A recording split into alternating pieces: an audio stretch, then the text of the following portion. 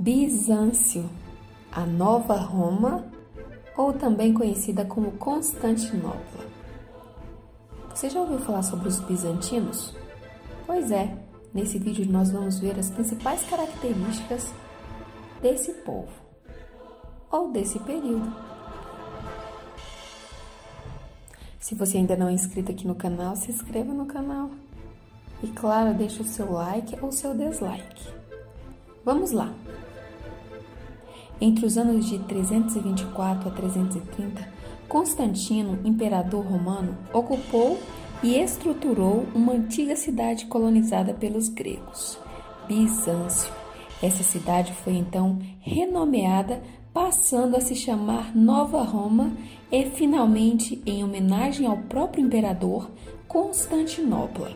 Atualmente é conhecida como Istambul, uma das maiores cidades da Turquia. Por que foi escolhida para ser a Nova Roma?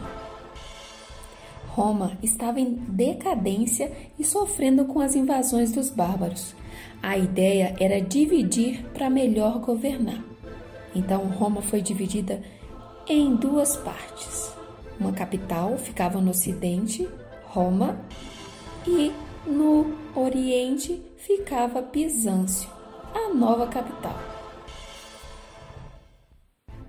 Conheça agora as principais características do Império Bizantino.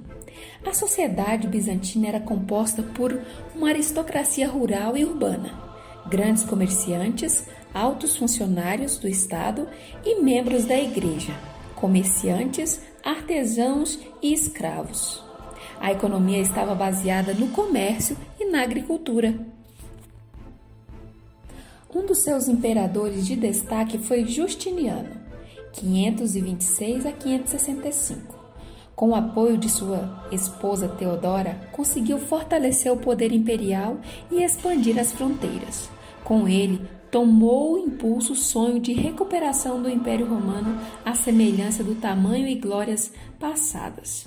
Sem dúvida, a religião foi no governo de Justiniano e de tantos outros o principal elemento do fortalecimento político. Na fase de Justiniano, viveu a experiência do cesaropapismo, ou seja, uma intensa união dos poderes políticos e religiosos. O imperador reunia todos os poderes executivo, legislativo, judiciário e religioso.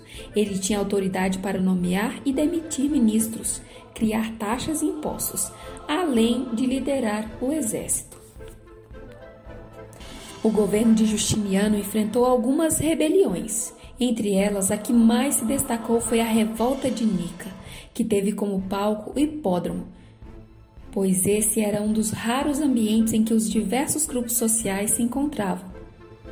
Ali se podia ver os camponeses, que deviam altos valores aos fiscos, e pessoas abastadas vindas do Ocidente e do Oriente com roupas luxuosas e muito ouro. A revolta aconteceu devido às insatisfações contra o governo. O governo tinha estabelecido muitos impostos e o povo estava sendo explorado com duras leis. Uma das grandes consequências da revolta de Nica foi a morte de milhares de pessoas. Cerca de 35.000 pessoas foram mortas. Durante séculos, o cesaropapismo iniciado por Justiniano provocou vários atritos com a autoridade papal de Roma, levando no ano de 1054 a divisão da cristandade em duas igrejas, a Igreja Ortodoxa, sediada em Bizâncio e liderada pelo Imperador do Oriente, e a Igreja Católica Apostólica Romana, comandada pelo Papa, com sede em Roma. Esse momento foi chamado de o Grande Cisma da Igreja, ou seja, a Grande Separação.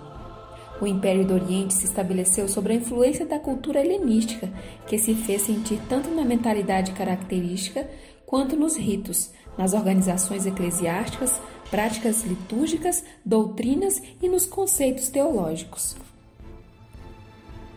Além da forma centralizadora e abusiva com que os imperadores bizantinos conduziam o governo, inclusive impondo-se à sociedade como representantes de Cristo, outros debates foram travados dentro do meio religioso. Duas principais ideias consideradas heréticas foram muito difundidas e combatidas em Bizâncio: o monofisismo e a iconoclastia. O monofisismo defendia que Cristo tinha apenas uma natureza divina, negando-lhe, portanto, sua humanidade, como defendia a Igreja Católica Apostólica Romana. A iconoclastia, por sua vez, defendia a proibição de imagens de santos nos templos e pregava sua destruição. Em virtude dessa última ideia, grande parte do patrimônio cultural de Bizâncio foi destruída. Em 1054, as diferentes religiosas e culturais entre Ocidente e Oriente, como se observou, levaram a um rompimento da Igreja, que resultou na formação da Igreja Ortodoxa, muito presente na atualidade em países do leste europeu como a Grécia. Essas são algumas características do Império Bizantino. Se você ainda não é inscrito, se inscreva no canal e deixe aqui o seu comentário.